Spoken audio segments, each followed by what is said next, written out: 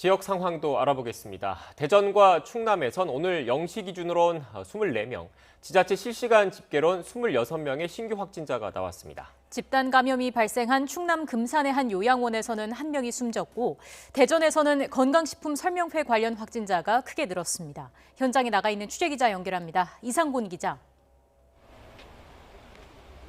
네, 집단 감염이 확인된 충남 금산의 한 요양원 앞에 나와 있습니다. 네, 말씀하신 것처럼 지금 그곳 요양원에서 집단 감염이 발생했는데 사망자까지 나왔다고요?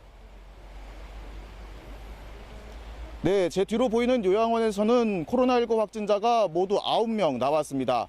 이 중 먼저 확진 판정을 받은 70대 입소자가 오늘 아침 숨졌는데요. 이 확진자는 지난 8일 발열과 호흡 증세를 보이다 폐렴 소견이 확인돼 검사를 받고 확진됐습니다. 이후 순천향대 천안병원으로 옮겨져 입원 치료를 받았지만 감염이 확인된 다음 날 숨졌습니다. 이곳 요양원에서는 직원과 숨진 환자 등 2명이 먼저 확진 판정을 받았는데요. 이후 입원 환자와 직원 등 46명이 진단검사를 받아 이 중 7명이 추가로 감염된 것으로 확인됐습니다. 별도의 공간에 격리돼 있던 확진자들은 속속 의료원이나 생활치료센터로 이송되고 있습니다. 충청남도는 돌봐줄 가족이 있는 입소자는 집으로 돌아가 자가격리에 들어가고 돌볼 사람이 없는 입소자는 도내 의료원에 분산할 계획이라고 밝혔습니다. 충남에서는 이곳 금산을 포함해 홍성과 예산, 보령과 청양 등 모두 5개 시군에서 추가 확진자가 나왔습니다.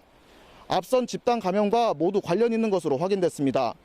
홍성에서는 집단 감염이 확인된 친인척 가운데 유아가 다니던 어린이집에서 교사 2명이 확진됐습니다. 그동안 감염자가 없던 예산에서도 첫 확진자가 나왔는데요. 신규 환자 2명은 모두 홍성 확진자가 다녀간 예산 온천장을 이용한 것으로 조사됐습니다.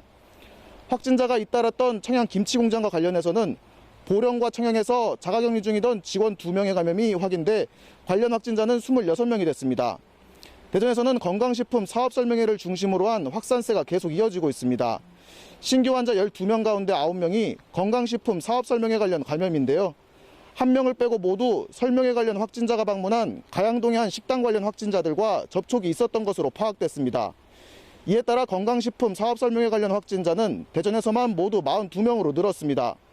입원 환자 중에 확진자가 나온 대전 성모병원에서는 100여 명이 검사를 받아 다행히 모두 음성 판정을 받았습니다. 지금까지 집단 감염이 발생한 충남 금산 요양원 앞에서 YTN 이상곤입니다.